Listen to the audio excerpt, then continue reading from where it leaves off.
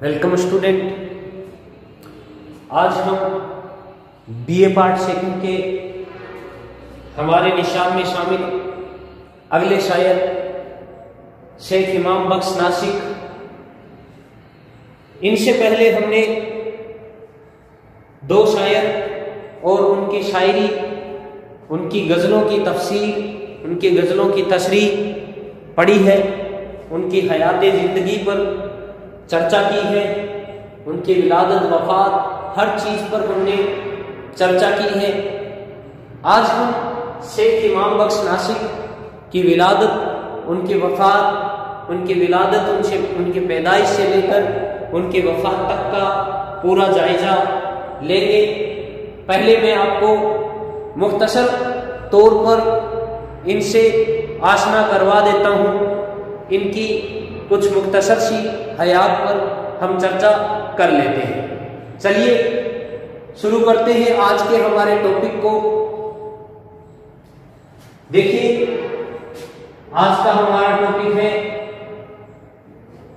شیخ امام بخش ناسک۔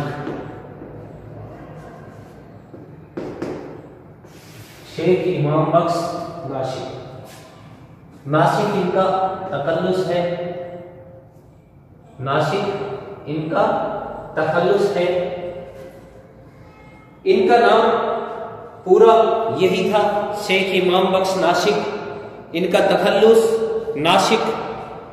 ان کے والد کا نام خدا بخش لاہوری تھا۔ تو چلیے پہلے ان کے والد کے نام کو لکھ لیتے ہیں۔ ان کے والد کا نام خدا بخش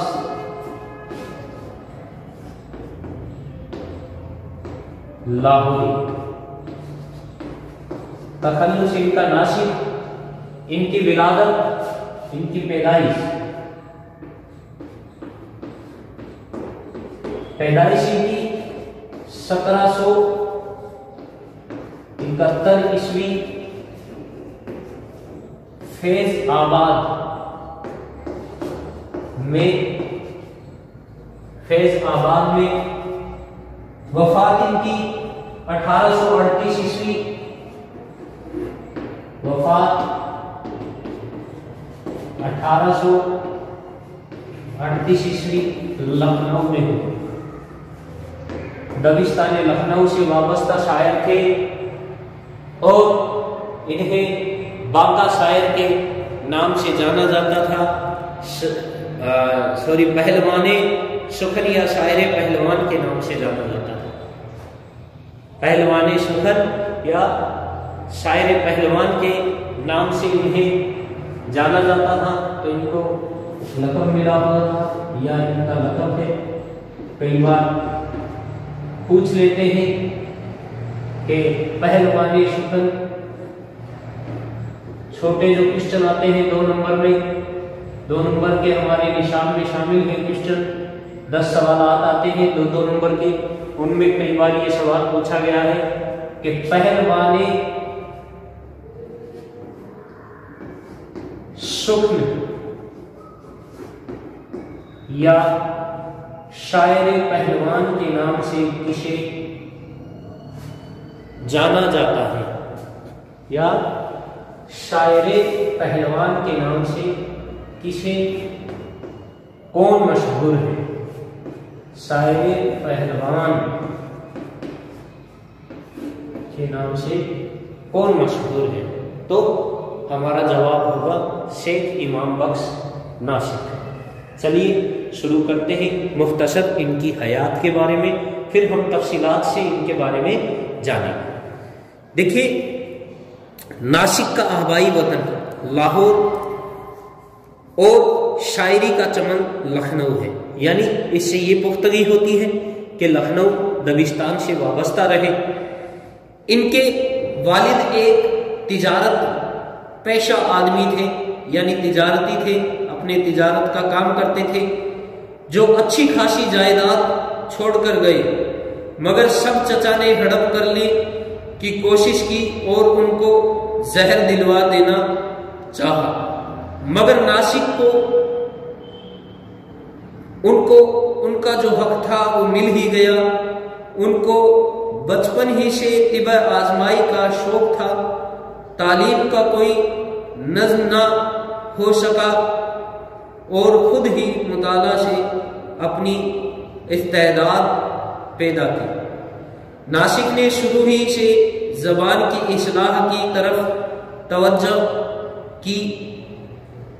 اس کے لیے انہوں نے شعر کے داخلی محاسن پر توجہ نہ کی. ناسک کو اپنی طبع کے اظہار کے لیے مختلف درباروں سے منسلک رہے. یعنی اپنی جو شاعری کی جو ان کا جو شاعری کہنے کا جو کام تھا، جو عمل تھا، اس کے لیے وہ کئی درباروں پر بھی جاتے رہے. وہ باحیثیت انسان ایک خوددار انسان تھے، یعنی خوددار انسان تھے. انہوں نے زیادہ تر کسی دربار میں باقاعدہ ملازمت کو پسند نہیں کیا. یعنی کہیں کسی دربار میں ملازمت نہیں کی، کہیں پر درباری شاعر نہ رہے، کہیں پر ایک دربار پر بند کر نہیں رہے. اگرچہ ان کی مختلف درباروں میں مانگ تھی، جبکہ ان کے ہم اشر شعراء درباروں سے منسلک رہے. یعنی کئی درباروں سے جڑے، درباروں پر جو کہتے ہیں کہ ہم جو نوکری کرتے تھے ویسے نوکری کرتے تھے. کئی ان کے جو ہم اشر شاعر تھے وہ. ناسک نے ساری زندگی مجرد بسر کی، یعنی بنا بیاہ کیے ہوئے. یعنی مجرد سے مراد ہے یعنی شادی نہیں کی. تذکروں خصوصاً آب حیات میں شیخ صاحب کی وجی قطع عادات و اطوار، ورزش اور خوراک وغیرہ کے بارے میں دلچسپ باتیں ہیں. شیروں کھانا کھاتے، جس دن پھل کھاتے تو کوئی چیز اور نہ کھاتے، اور ورزش خوب کرتے تھے، اور غالباً اسی وجہ سے ان کو پہلوان سخن بھی کہا جاتا ہے. بڑے ہی مہذب، بااخلاق اور حلیم الطبع شخصیت کے مالک تھے. ان کے کلام کی خصوصیت تھوڑی سی مختصر سی، اس کا جو انٹروڈکشن کیا ہم نے، ان کے بارے میں جانا، ان کی حیات کے بارے میں. اب چلیے ان کے کلام کی مختصر سی خاصیت بتا دیتا ہوں.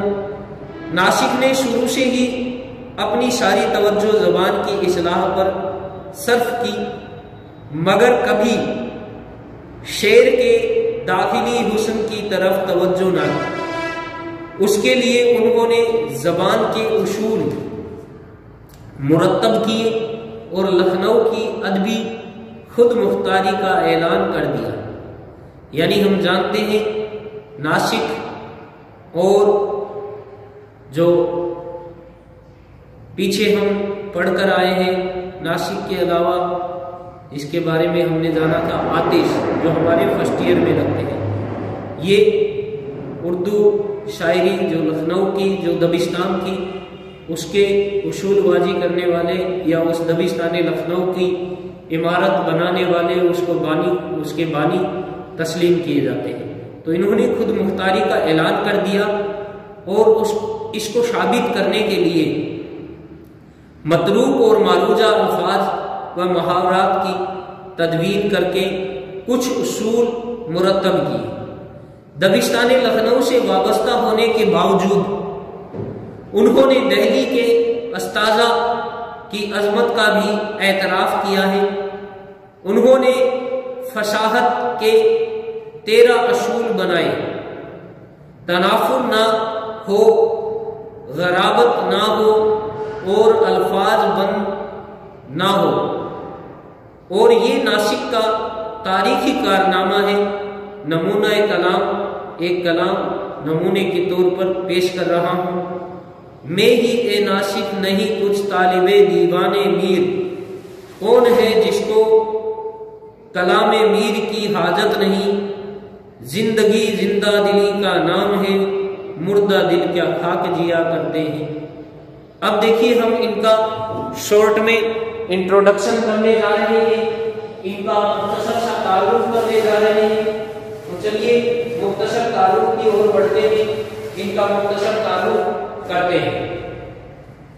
دیکھیے ناسک دبستان لکھنؤ کے اہم نمائندہ ہیں، نمائندہ شاعر اور بعض روایات کے علمبردار ہیں، جنہوں نے سب سے پہلے اصلاح زبان کے اصول طے کیے اور دبستان لکھنؤ میں خود مختاری کا اعلان کیا اور اپنا الگ اکھاڑا قائم کر لیا۔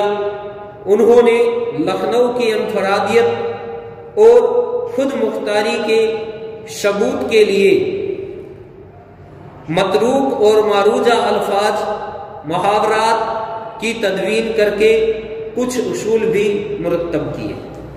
اب جانتے ہیں ان کی حیاتی زندگی کے بارے میں کچھ اور تفصیلات سے۔ تو چلیے شروع کرتے ہیں ان کی حیاتی زندگی پر مختصر سا تعارف شروع کرتے ہیں۔ چلیے آگے بڑھتے ہیں۔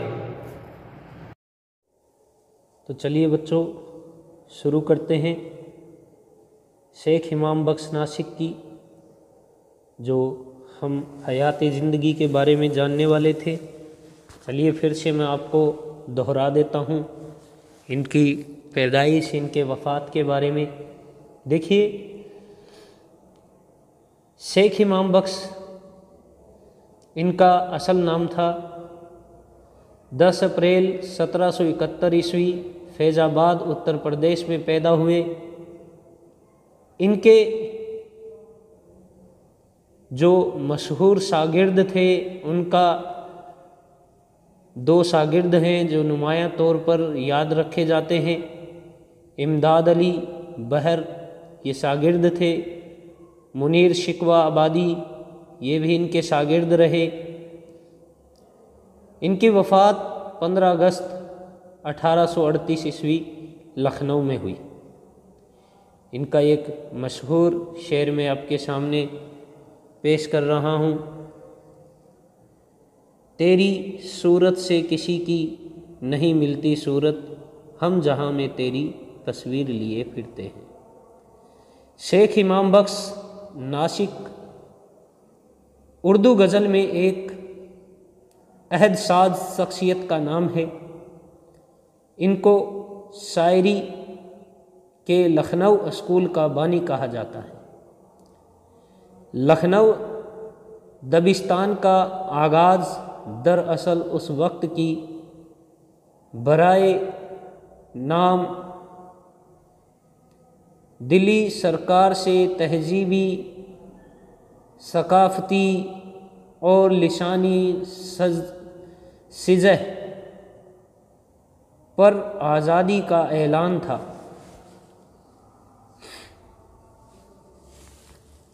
سیاسی خود مختاری کا اعلان نواب غازی الدین حیدر پہلے ہی کر چکے تھے۔ شاعری کے حوالہ سے ناسک سے پہلے لکھنؤ میں دلی والے ہی راج کرتے تھے۔ سودا، سوز، میر اور مصحفی ان سبھی نے دہلی کے سیاسی اور معاشی انتشار سے تنگ آ کر پورب کا رخ کیا تھا، جہاں وہ ہاتھوں ہاتھ لیے گئے تھے۔ لیکن سیاسی خود مختاری کے بعد لکھنؤ والوں میں زندگی کے ہر شعبہ میں اپنی جداگانہ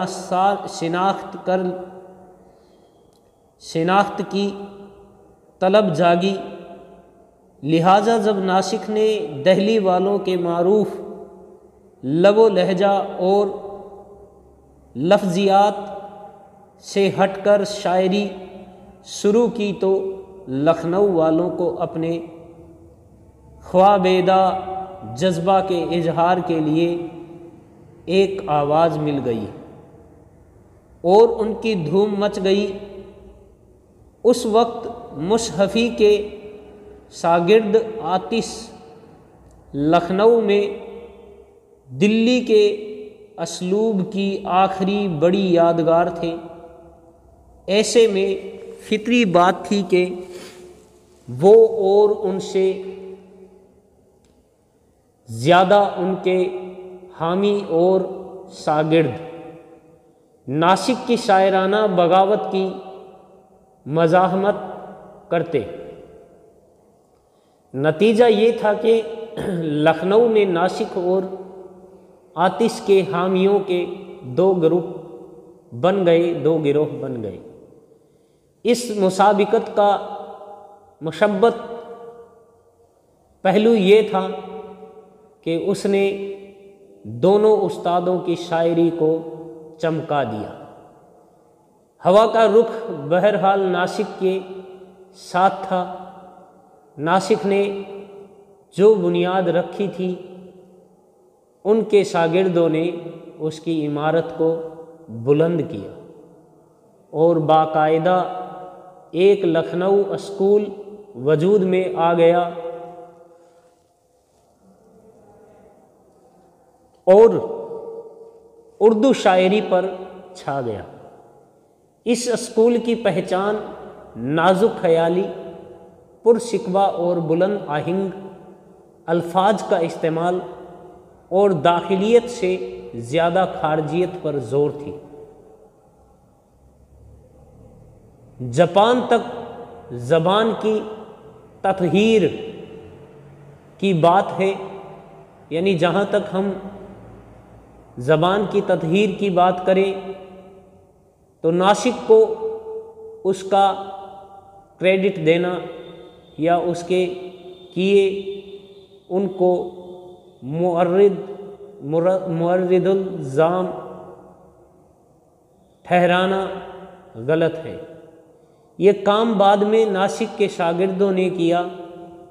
شاعر ہمیشہ سے موٹے طور پر دو متوازن رجحانات میں شاعری بٹی رہتی ہے، ایک وہ جو دماغ کو متاثر کرتی ہے اور دوسری وہ جو دل پر اثر کرتی ہے۔ دہلی میں بھی میر اور سودا کی شکل میں یہ دونوں رجحانات موجود تھے، لیکن دونوں نہ صرف یہ کہ ایک دوسرے کو گوارا کرتے تھے بلکہ احترام بھی کرتے تھے۔ لکھنؤ میں بات دوسری تھی۔ وہاں پرانی عمارت کو گرائے بغیر نئی عمارت نہیں بن سکتی تھی۔ ناسک کی شاعری ان کی شخصیت کی عکاسی تھی۔ والد ان کے بچپن میں ہی فوت ہو گئے تھے اور ان کو ایک مالدار تاجر خدا بخش نے گود لے لیا تھا۔ ان کی اچھی پرورش ہوئی اور اعلیٰ تعلیم دلائی گئی۔ بعد میں وہ خدا بخش کی جائیداد کے وارث بنے۔ اس طرح ناسک خوشحال اور فارغ البال تھے۔ شادی انہوں نے کی ہی نہیں۔ محمد حسین آزاد کے بقول ناسک کو 3 ہی شوق تھے: کھانا، ورزش کرنا اور شاعری کرنا، اور یہ تینوں شوق جنون کی حد تک تھے۔ ورزش کے ان کے شوق اور شاعری میں ان کے لب و لہجہ پر چوٹ کرتے ہوئے لکھنؤ کے ظریفوں نے انہیں پہلوان سخن کہنا شروع کر دیا اور یہ خطاب ان پر چپک کر رہ گیا۔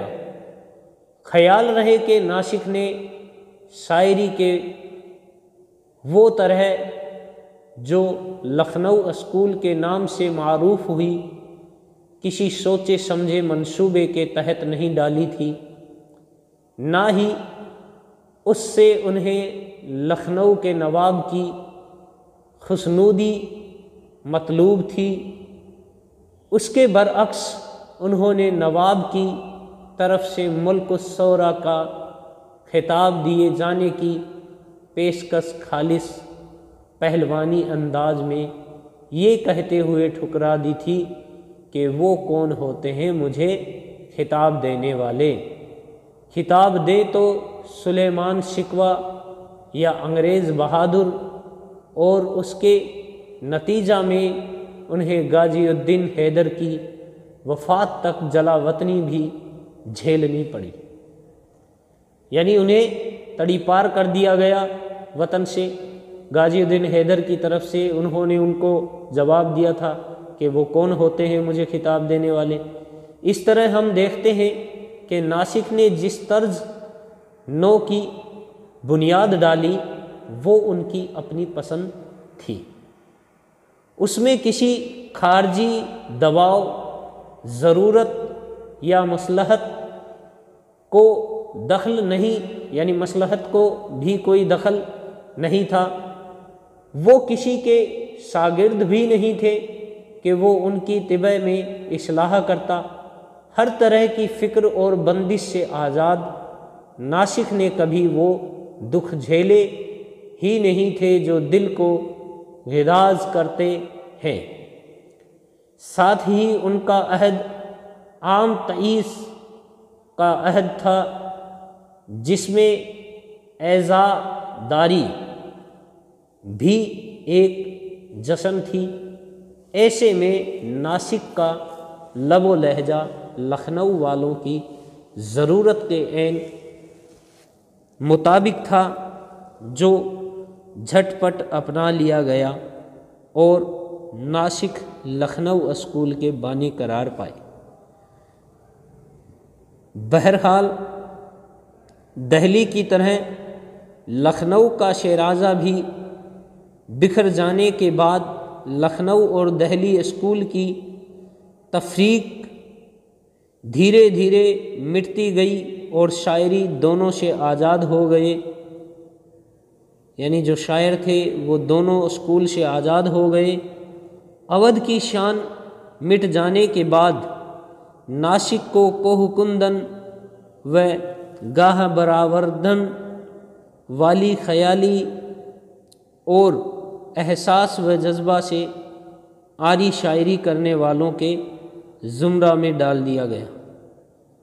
موجودہ زمانہ میں شمس الرحمن فاروقی نے ناسک کی شاعرانہ قدر کے از سر نو تعین کی طرف لوگوں کی توجہ مبذول کرائی ہے۔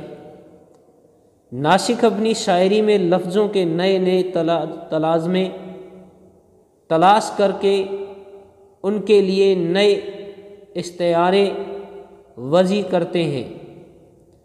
وہ بے جوڑ الفاظ میں اپنی صناعی سے ربط پیدا کر کے قاری کو وہ اپنی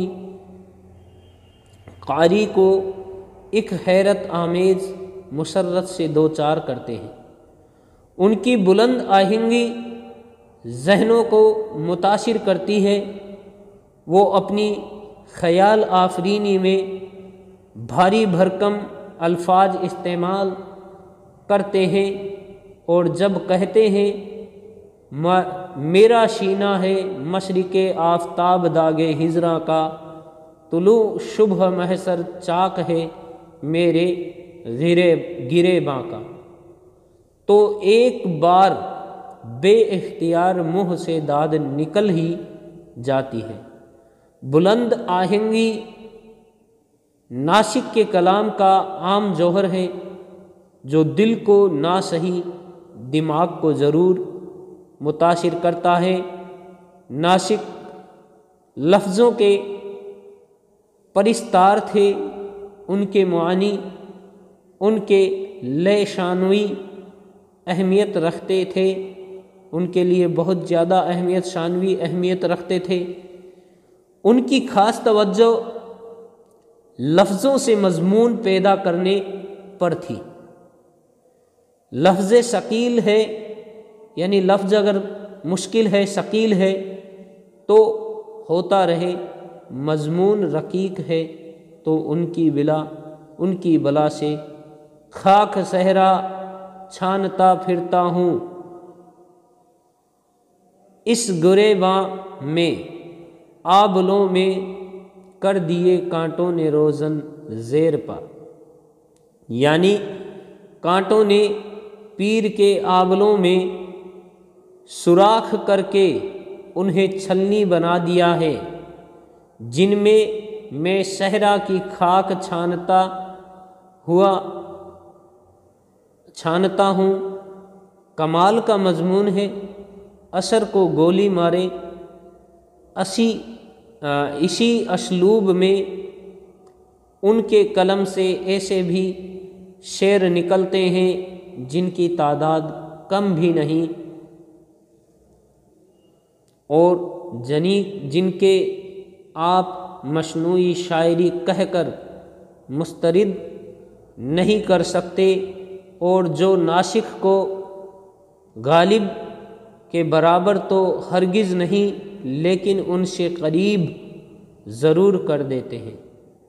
رکھتا ہے فلک سر پہ بنا کر شنک اس کو، اڑتا ہے اگر رنگ ہنا تیرے قدم کا، مجھے اب دیکھ کر ابر شفق آلودہ یاد آیا کہ تیرے بحر میں آتش برستی تھی گلستاں پر۔ غالب یہ انداز بیان اپنی بہترین شکل میں معانی آفرینی اور تلاش مضمون تازہ کی سند پاتا ہے، جبکہ اپنی بدترین صورتوں میں رقیق اور بدتزل ٹھہرتا ہے۔ گڑ گئے ہیں سینکڑوں شیریں ادا شیریں کلام، جا بجا ہوں چیونٹیوں کے کیوں نہ روزن خاک میں، وصل کا دن ہو چکا جاتا نہیں ان کا حجاب، اے کبوتر باز جوڑے کہ کبوتر کھول دے، اڑ نہیں سکتی تیری انگلیاں، اڑ نہیں سکتی تیری انگیا کی چڑیا، اس لیے جالی کی کرتی کا اس پرائے پری رومال ہے۔ افسوس کہ اسی طرح کے اشعار ناسخ کے شاگرد لے اڑے اور لکھنوی شاعری بدنام ہوئی، اور ناسخ کے مخالفوں کے لیے ایک ہتھیار بن گئے۔ ناسخ نے عربی کے شکیل الفاظ اپنے کلام میں استعمال کر کے اپنی شاعری کو فصاحت کے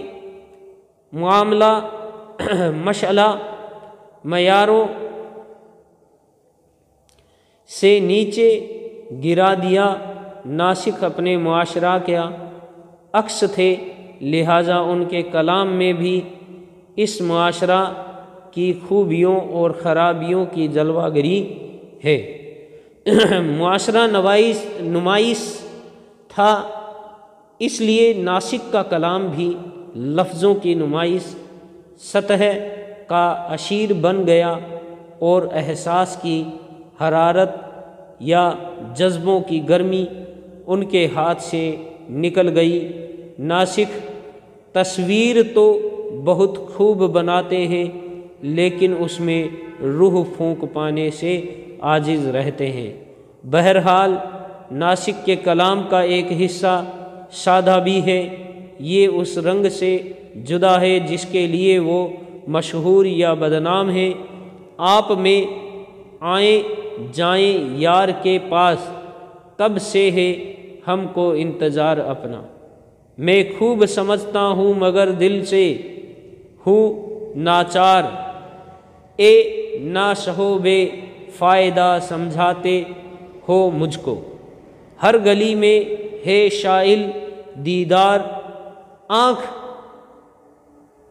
یا کاشا گدائی ہے، کاشا چشم لے لے جو نرگس ہم نے دیوار کی گدائی کی۔ میر: عشق تو مدت سے اے ناشی نہیں، مجھ کو اپنی بات کا اب پاس ہے۔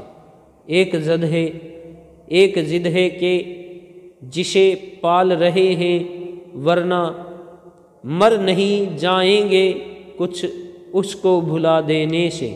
یہ ظفر اقبال۔ ان کو اپنے شعری اسلوب پر ناز ضرور تھا، لیکن وہ میر سودا اور درد کے عقیدت مند بھی تھے۔ ضرورت ہے کہ ناسک کے اچھے کلام کو یکجا کر کے عام قاری کے سامنے پیش کیا جائے۔ کلام جو ہم پسند کرتے ہیں اور جو ناپسند کرتے ہیں، دونوں ناسک کے ہی ہیں۔ میر صاحب کا کلیات بھی آج کی پسند ناپسند کے اعتبار سے فضول شعروں سے بھرا پڑا ہے۔ البتہ فرق یہ ہے کہ میر کا وہ کلام بھی جو آج کے قاری کے لیے فضول ہے، شعری عیوب سے پاک ہے، یعنی شاعری کا جو عیب ہے اس سے پاک ہے۔ ناسک کے بارے میں یہ بات نہیں کہی جا سکتی، پھر بھی وہ ہمدردی سے پڑھے جانے کے مستحق ضرور ہیں۔ یہ آج ہم نے جانا ناسک کی حیات زندگی کے بارے میں، ان کے کلام کی تھوڑی سا ان کا مختصر سا تعارف ہم نے کیا۔ اب آگے کے ہمارے ویڈیو میں ہم ان کی غزلوں کی تشریح پڑھیں گے۔ شکریہ۔